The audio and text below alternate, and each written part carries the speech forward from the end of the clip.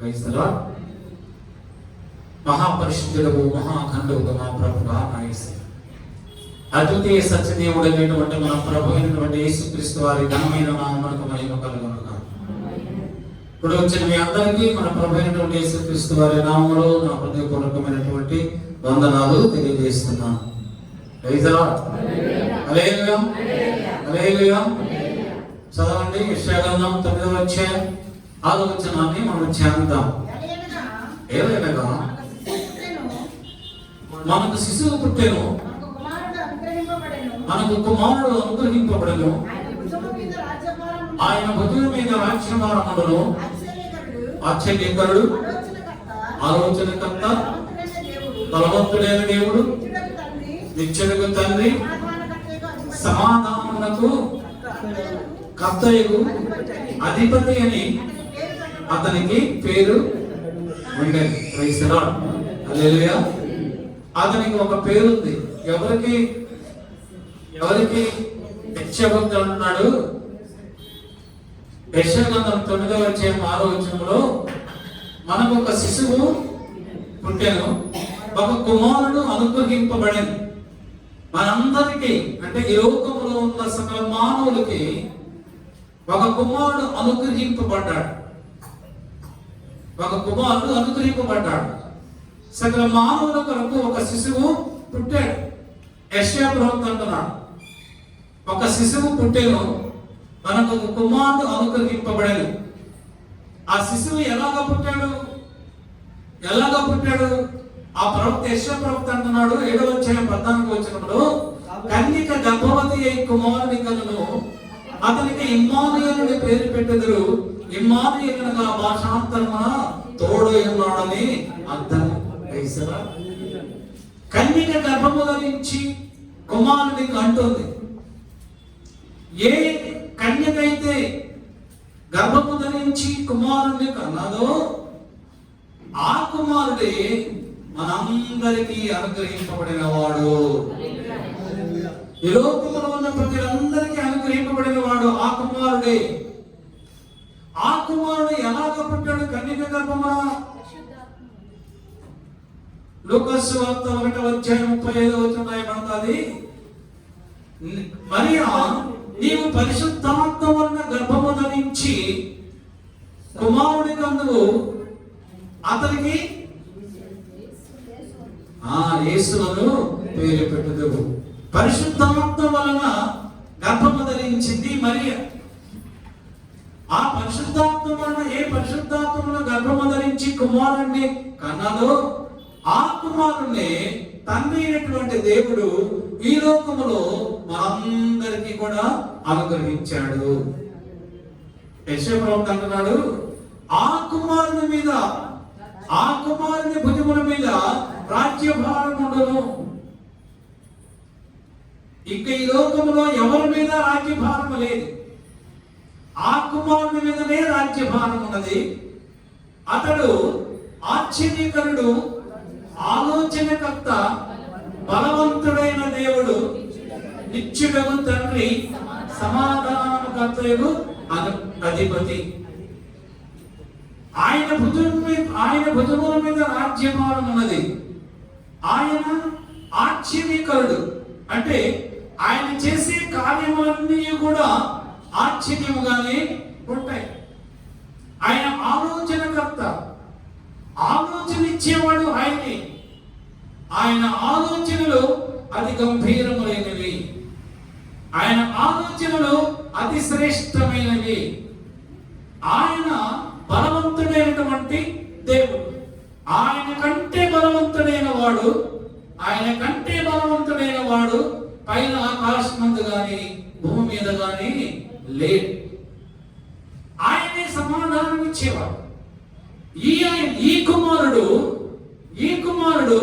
నిత్యము ఉండేటువంటి దేవుడు, నిత్యము ఉండేటువంటి తండ్రి. ఈ కుమారుడు సర్వకాల సర్వావస్థల యందు నిత్యము ఉండేటువంటి దేవుడు. వర్తమాన భూత భవిష్యత్ కాలం ఉన్నటువంటి దేవుడు ఆయన అని యెషయా ప్రవక్త ఈ కుమారుడు గురించి చెప్తూ ఉన్నాడు. మొత్తం ఎన్ని ఎన్ని మాటలు ఉన్నాయి ఇందులో? ఎన్ని పాయింట్లు ఉన్నాయి? మొదటిగా ఒకటి, ఆయన భుజముల మీద రాజ్యభారం ఉండును. రెండవది ఆశ్చర్యకరుడు. మూడవది ఆలోచనకర్త. నాలుగవది బలవంతుడైన దేవుడు. ఐదవది నిత్యుడు తండ్రి. ఆరవది సమాధానకర్తయు అధిపతి. క్రైస్తరా 6 క్యారెక్టరిస్టిక్స్ ఉన్నాయి, 6 గుణములు ఉన్నాయి ప్రభులో. 6 గుణములు ఉన్నాయి. వీటన్నిటి గురించి మనం ఇప్పుడు ధ్యానిద్దాం.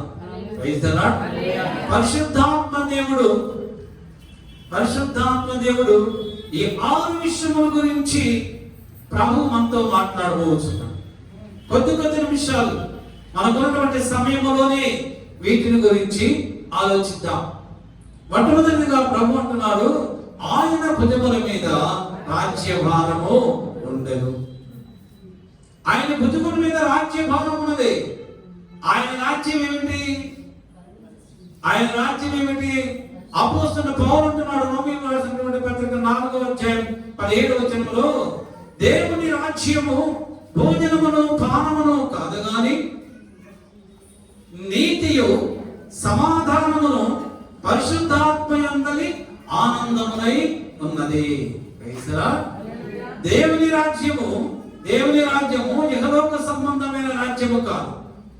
ఆయన భుజముల మీద రాజ్యభారం ఉన్నది. ఏ రాజ్యభారం ఉన్నది?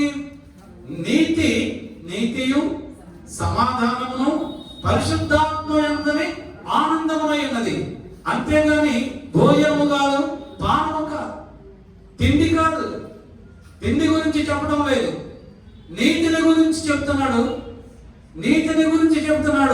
సమాధానముల గురించి చెప్తున్నాడు, పరిశుద్ధాత్మయందలి ఆనందముల గురించి చెప్తున్నాడు.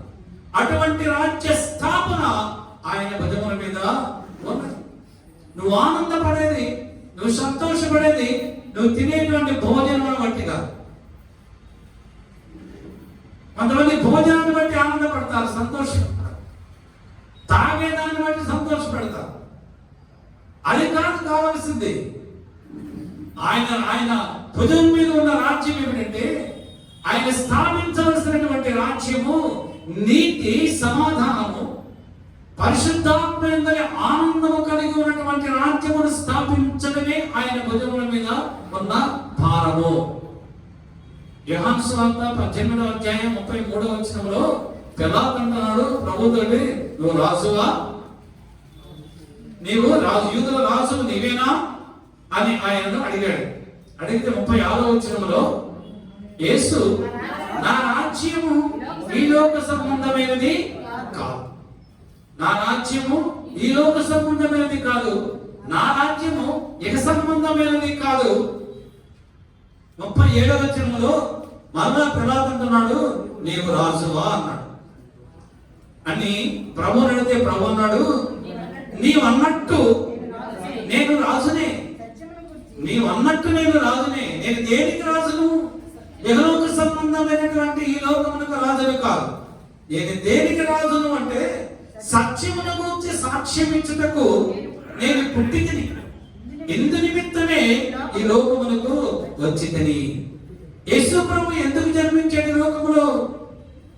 సత్యమును గురించి సాక్ష్యం ఇవ్వడానికి జన్మించాడు.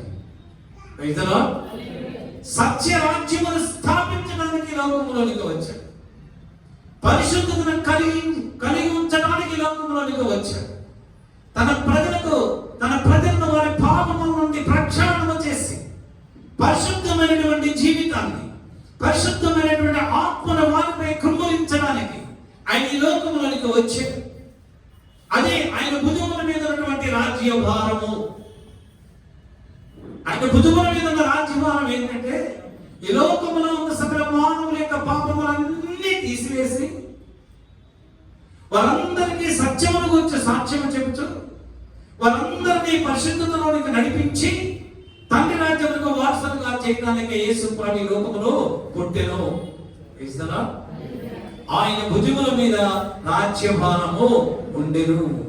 సత్యమును గురించినటువంటి రాజ్యమును స్థాపించడానికి తన ప్రజలను సత్యమును వెంబడించే వారిగా చేయడానికి, తన ప్రజలలో సత్యమును ప్రకటించడానికి, తన ప్రజలలో సత్యమును నివసింపజేయడానికి ఆయన ఈ లోకంలోనికి వచ్చాడు. ఆయన వచ్చి ఆ సత్య స్థాపన కొరకై తను పుట్టిన మొదలు మరణం వరకు కూడా ఆయన సత్యమును ప్రజలిస్తూనే ఉన్నాడు. హల్లెలూయా.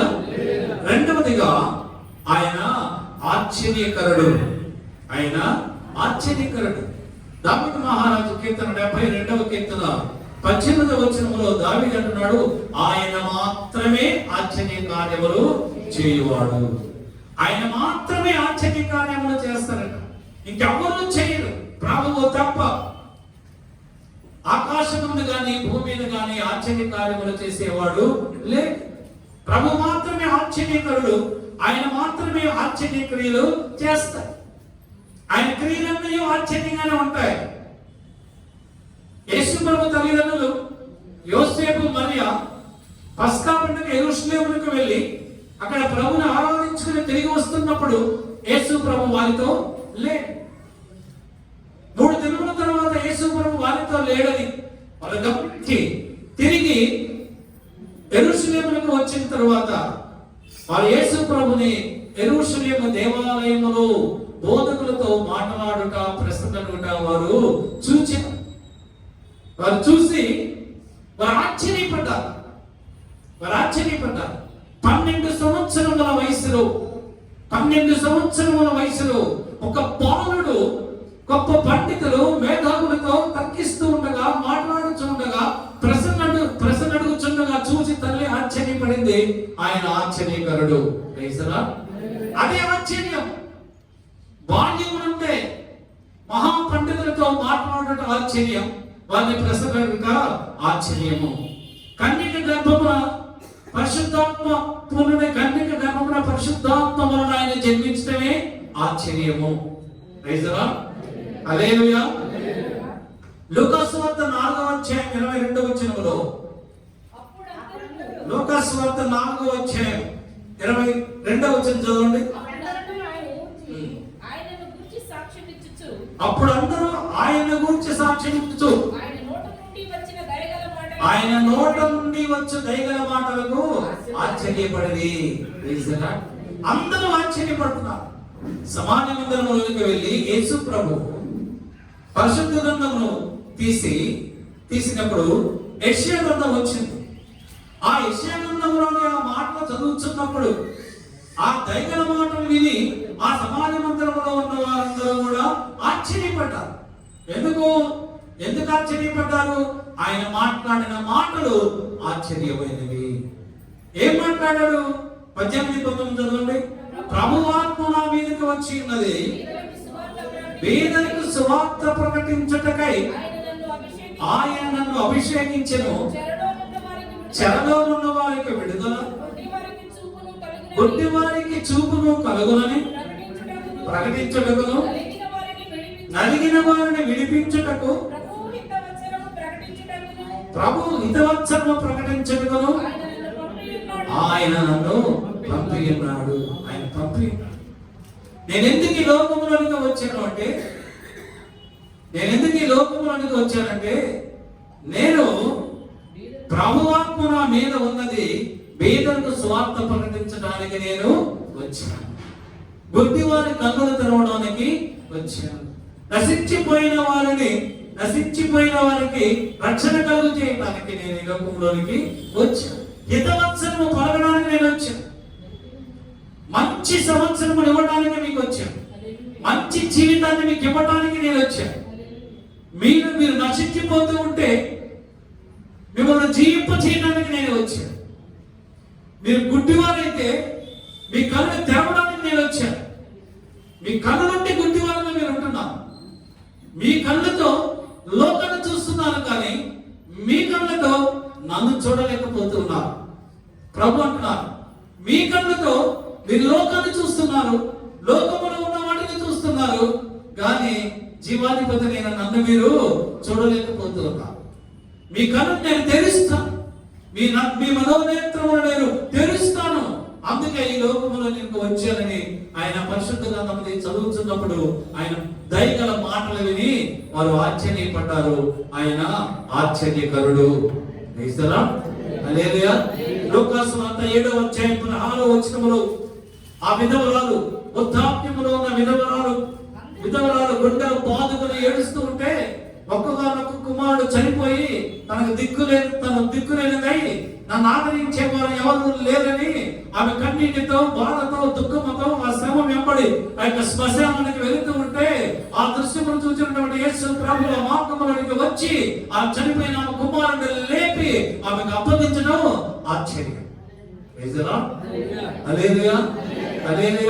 సమాజ మందిరం అధికారి యొక్క కుమార్తె 12 సంవత్సరాల వయసు గల చిన్నది చనిపోతే ఆ ఇంటికి వెళ్ళి చనిపోయిన ఆ చిన్నదానిని లేవడం ఆశ్చర్యం. చనిపోయి 4 దినములైన కుళ్ళుతో అశుద్ధముతో ఆ సమాధిలో ఉన్నటువంటి లాజరు సమాధి దగ్గరికి వెళ్ళి లాజరును లేచి నమ్మమని లాజరును బ్రతికించి దుఃఖముతో ఉన్న మరియా మార్తలకు ఆనందం కలుగజేయడం ఆశ్చర్యం. ఆయన ఆశ్చర్యకరుడు. ఆయన జన్మ ఆశ్చర్యము, దేవుడే మానవ రూపముగా ఈ లోకములకు వచ్చుట ఆశ్చర్యము, ఆయన మరణించుట ఆశ్చర్యము, మరణమును జయించి మరణమును విజయమంగళాన్ని మరణమును శాసించడం ఆశ్చర్యం, ఆయన పునరుద్ధారణ ఆశ్చర్యం. పునరుద్ధారణ తర్వాత అనేక మందికి కనిపించి ఎవరైతే ఆయన్ని విశ్వాసం ఉంచి మరణిస్తారో వారికి మరణము లేదని చెప్పిన ఆశ్చర్యం.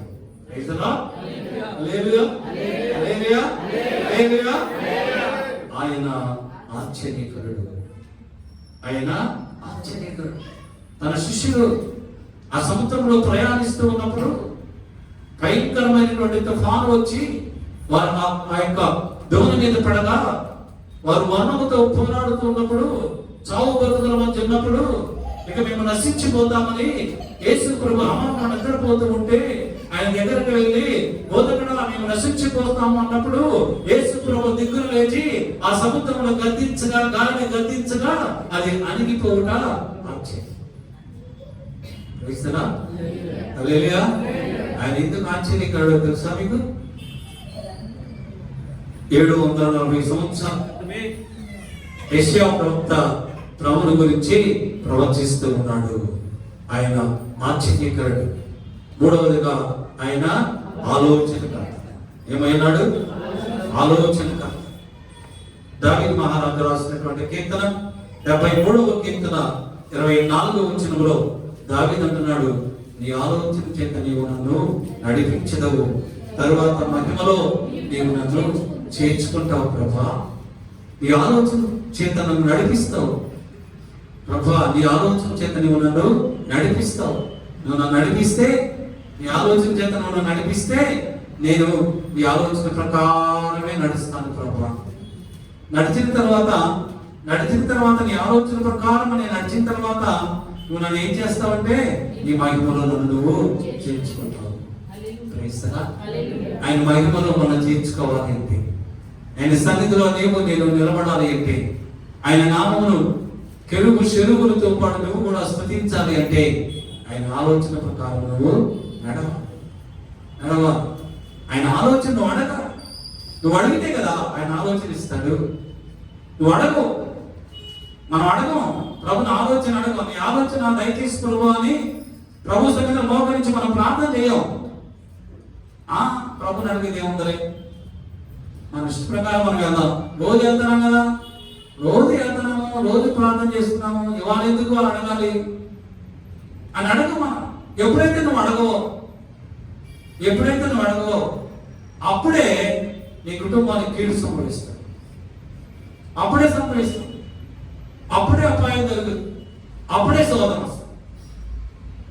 ఎప్పుడైతే నువ్వు ప్రభు ఆలోచన కూడా కనిపెట్టి ప్రభు సన్నిధిలో ప్రార్థన చేసేవో ప్రభు నీ ఆలోచనలన్నీ కూడా నెరవేరుస్తాడు. 94వ కీర్తన 11వ వచనం దావీదు అంటాడు, నరుల ఆలోచనలు వ్యర్థము. మన ఆలోచన వ్యర్థం, ఎందుకు పనికిరాదు. నువ్వెంత తెలివివాడైనా, నువ్వెంత జ్ఞానవంతుడు అయినా, నువ్వు ఎంత వివేకము కలిగిన వాడవైనా, ఎంత భక్తి కలిగిన వాడవైనా ఈ ఆలోచన వ్యర్థం. సామెతల గ్రంథం 21వ అధ్యాయం 30వ వచనంలో రాయబడుతుంది, యెహోవాకు విరోధమైన జ్ఞానమైన వివేచనైనను ఆలోచనైనను నిలువ. దేవునికి వ్యతిరేకమైన జ్ఞానం, నీకు ఎంత భూ సంబంధమైనటువంటి జ్ఞానం నువ్వు కలిగి ఉన్నా, నువ్వెంత వివేచన హృదయమో తెలివితేటలు కలిగి ఉన్నా, నీ ఆలోచనలన్నీ కూడా ఏమి కూడా నిలువ. ఎందుకు నిలవు? అవి ప్రభువుకి విరోధమైనటువంటి ఆలోచన కనుక. అందుకే నరుల ఆలోచనలు వ్యర్థములు, భక్తిహీనుల ఆలోచనలు మోసకరము. సామెతలు 12:5 రాయబడుతుంది, భక్తిహీనుల ఆలోచనలు మోసకరము. కనుక సంగమా, దేవుని బిడ్డలారా, భక్తిహీనుల దగ్గరకు వెళ్ళి మీ సమస్యల నిమిత్తము, మీ ఇబ్బందుల నిమిత్తము, మీ అవసరాల నిమిత్తము భక్తిహీనుల దగ్గరికి వెళ్ళి వాళ్ళ ఆలోచనలు మీరు అడగండి. మనం ముందు వాళ్ళ దగ్గరికి వెళ్తాం, దేవుని బిడ్డల దగ్గరికి వెళ్ళాం, డైరెక్ట్ గా భక్తిహీనుల దగ్గరికి వెళ్తాం, విగ్రహారాధకుల దగ్గరికి వెళ్తాం. వాళ్ళు పెద్ద అయినను, పలుకుబడను, నాకు తెలిసిన వాళ్ళను, బాగా చదువుకున్నారను, జ్ఞానవంతులను, మంచి సలహా ఇస్తారను వారి దగ్గరికి వెళ్తాం. చెప్తుంది ఇప్పుడు భక్తిహీనుల ఆలోచనలు మోసకరం. వాళ్ళు మోసం చేసే ఆలోచనలు ఇస్తారు. వారి ఆలోచన వలన మనము మోసపోతాం. కనుక వారి ఆలోచన దగ్గర మనము వెళ్ళదు. నీకు ఆలోచన అవసరమైనప్పుడు నీ దేవుని దగ్గర, ప్రభు దగ్గర, నీ ప్రమాదములో, నీ అపాయములో, నీ కష్టములో, నీ బాధలో, నీ ఇబ్బందులో నీ దేవుడైనటువంటి ప్రభు దగ్గరకు వచ్చి, ఆయన సన్నిధికి వచ్చి, ఆయన సన్నిధిని మోకరించి, ప్రభువా నా కష్టం ఇది, నా బాధ ఇది, నా అనారోగ్యం ఇది, నా శ్రమలు ఇవి, నీ ఆలోచన దయచేయి, నీ ఆలోచన ప్రకారం నేను నడుస్తాను, నన్ను నడిపించు ప్రభా, నాకు విడుదల దయచేయి ప్రభా, నువ్వు ప్రార్థన చేయి. 1వ సమూయేలు గ్రంథం 30వ అధ్యాయము 8వ వచనంలో దావీదు యెహోవా యొద్ద విచారణ చేస్తున్నాడు. ఎందుకు? దావీదు సిక్లగులో ఉన్నప్పుడు తన కుటుంబంతో సిక్లగులో వచ్చి ఫిలిష్తీయుల దగ్గరికి వెళ్ళినప్పుడు అమాలేకీయులు వచ్చి దావీదు యొక్క భార్యలని, అక్కడ తనతో ఉన్న వారందరి భార్యలని, పిల్లలని, సంపదని, ఆస్తిని సమస్తమున వాళ్ళు దోచుకుని వెళ్ళిపోయారు, చెరపట్టి తీసుకుని వెళ్ళిపోయారు. తర్వాత దావీదు తన పరివారం వచ్చినప్పుడు చూసినప్పుడు ఆ శిఖరాలు అవన్నీ కూడా తగలబడిపోయి ఉన్నాయి, బోడిదైపోయి ఉన్నాయి, తన వారు ఎవరు కూడా కనిపించలేదు. అప్పుడు దావీదు ఏడ్చి ఏడ్చి ఏడ్చి ఏడ్చి ప్రభుత్వంలో ఇక ఏడ్చునకు శక్తి లేక నీరసించిపోయాడు, సొమ్మసిల్లిపోయాడు, ఏమంటారు శక్తి లేక. అలా లేచి ప్రభు దగ్గరికి వెళ్ళి, యెహోవా మందసం దగ్గరికి వెళ్ళి విచారణ చేస్తూ ఉన్నాడు. దేవా యెహోవా, ఈ దండని తరిమితే, అమాలేకుని తరిమితే నా ప్రజలని మళ్ళా నాకు తిరిగిస్తావా, నాకు జయమిస్తావా అని అడిగితే దేవుడు అంటున్నాడు, నా కుమారుడు అని వెళ్ళు, నేను నీకు జయము ఇస్తాను. ప్రభు యొక్క సలహా అడిగాడు. అంతా కూడా చాలా మంది బలవంతులు ఉన్నారు. వాళ్ళందరూ దావీదుకు వచ్చిన కష్టమును బట్టి, వారికి వచ్చిన కష్టమును బట్టి, మా కష్టములకు కారణం దావీదేని, దావీదు రాళ్ళతో చంపాలని రాళ్ళు చేత పట్టుకున్నప్పుడు దావీదు వారి చేతిలో ఉన్న రాళ్ళను చూడలేదు, వారిని చూడలేదు, కానీ దేవుని మందసం దగ్గరికి వెళ్ళి ప్రార్థన చేశాడు. నీకు వచ్చిన కష్టాన్ని బట్టి, నీకు కలిగిన బాధను బట్టి నువ్వు వాళ్ళ దగ్గరికి, వీళ్ళ దగ్గరికి నువ్వు వెళ్ళొద్దు, ఆ రాళ్ళ దగ్గరికి నువ్వు వెళ్ళొద్దు. రాళ్ళు పట్టుకునేటువంటి మనుషులు, రాళ్ళను ఆరాధించేటువంటి మనుషుల దగ్గరికి నువ్వు వెళ్ళొద్దు. నువ్వు వెళ్ళవలసింది నీ దేవుడైనా ప్రభు దగ్గరికి. ఆయన సన్నిధిని నువ్వు ప్రార్థన చేయి, ఆయన నీకు ఆలోచించి ఆయన నిన్ను నడిపిస్తాడు. రాజైన సౌలు చనిపోయిన తర్వాత దావీదు ప్రభు దగ్గర ప్రార్థన చేస్తున్నాడు. దేవా యెహోవా, నేను ఇప్పుడు ఎక్కడికి వెళ్ళాలి, నన్ను ఏం చేయమంటావు అంటే దేవుడు అంటున్నాడు, నువ్వు యూదా దేశంలోకి వెళ్ళు.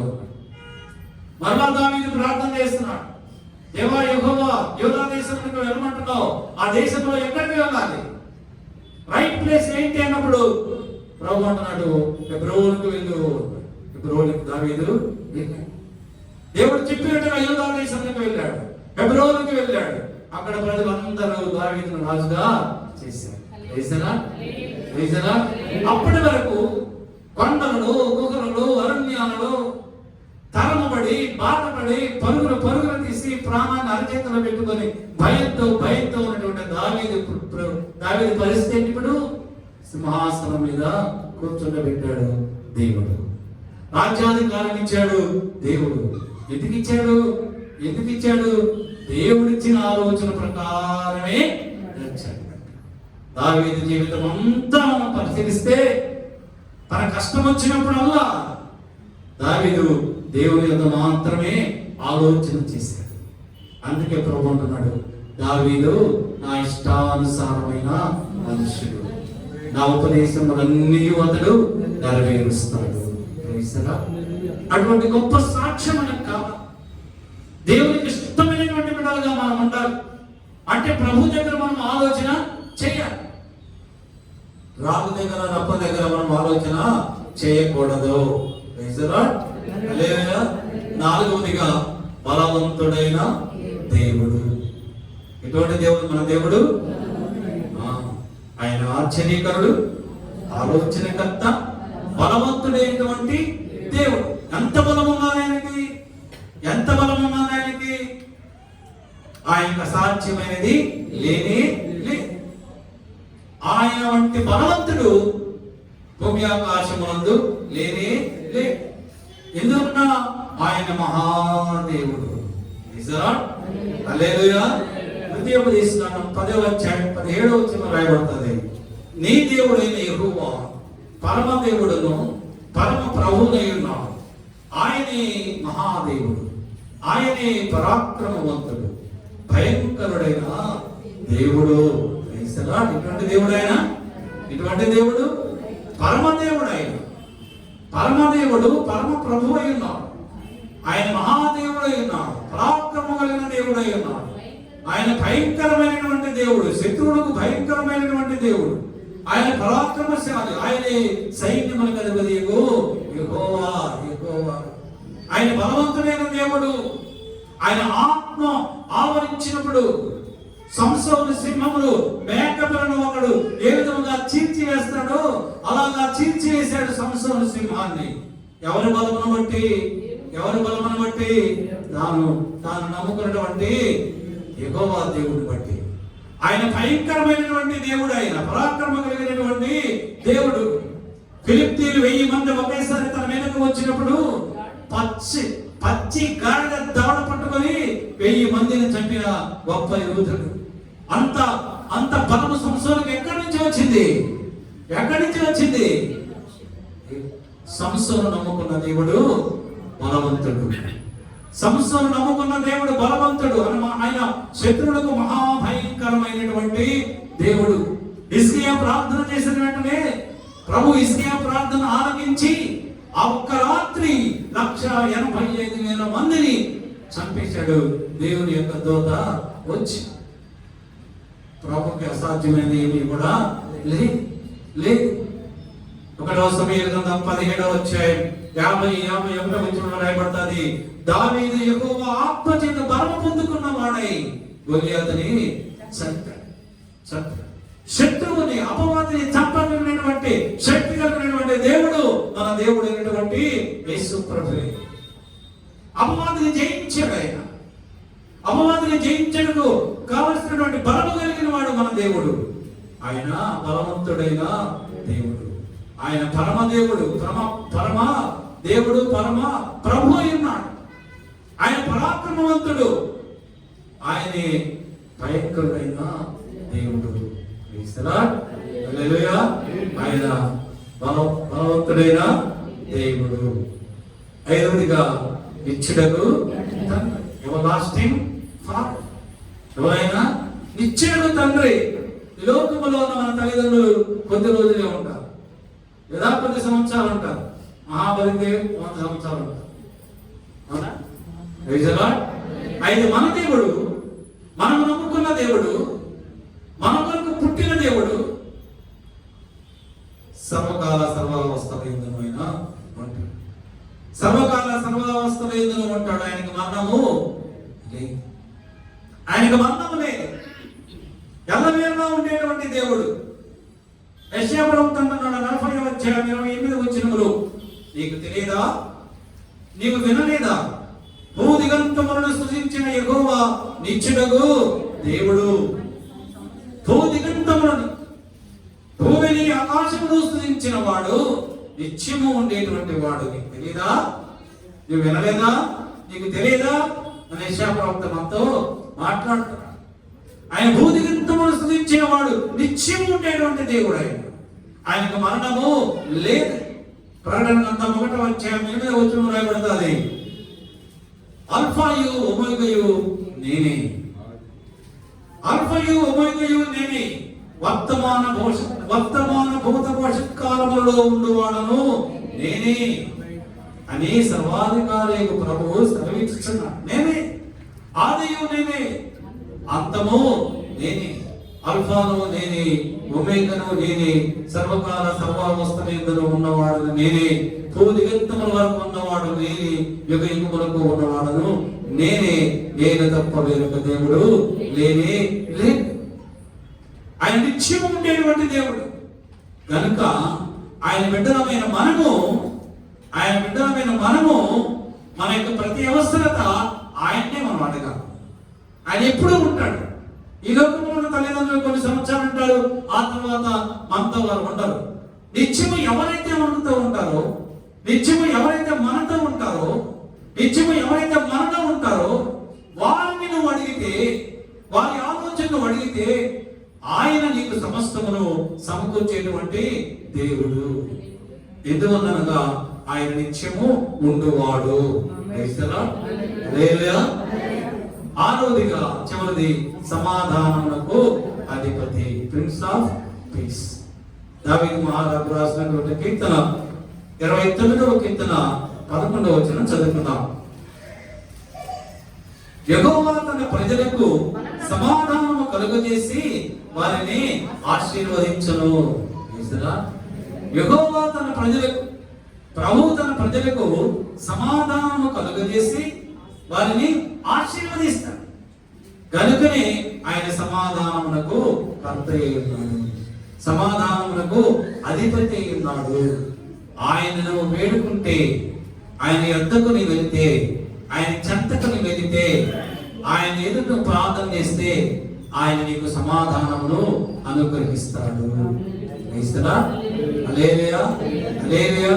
ఆయన ఎవరికి సమాధానం ఇస్తారు అంటే, ఆయన ఎవరికి సమాధానం ఇస్తారంటే యోబు గ్రంథం 22వ అధ్యాయం 21వ వచనం చదువుకుందాం.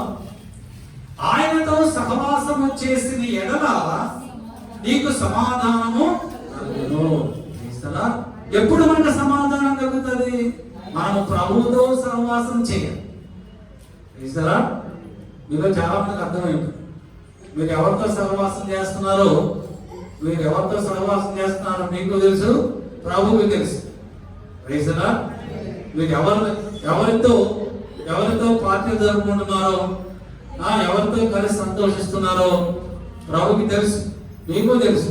కానీ బైబిల్ అలా చెప్పలేదు. బైబిల్ ఏం చెప్తుంది? ఎవరైతే ప్రభుతో సహవాసం చేస్తారో, మన సహవాసం ఎవరితో ఉండాలా?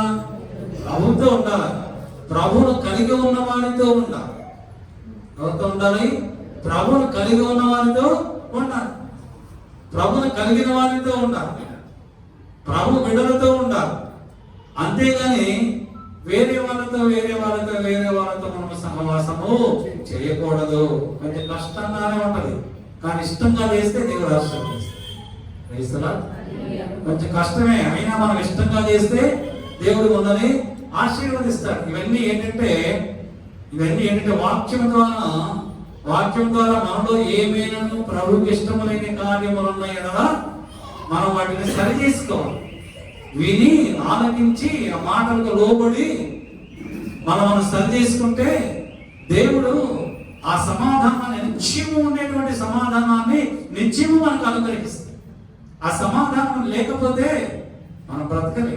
మనకు అన్ని సమస్యలే, అన్ని చిరాకులే, అన్ని పరాకులే, అంతా కోపమే. ఈ కోపము, ఈ చిరాకులు, ఈ పరాకులు ఇవన్నీ పోవాలి అంటే ప్రభువుతో నువ్వు సహవాసించు. అప్పుడు ఇవన్నీ కూడా పోతాయి.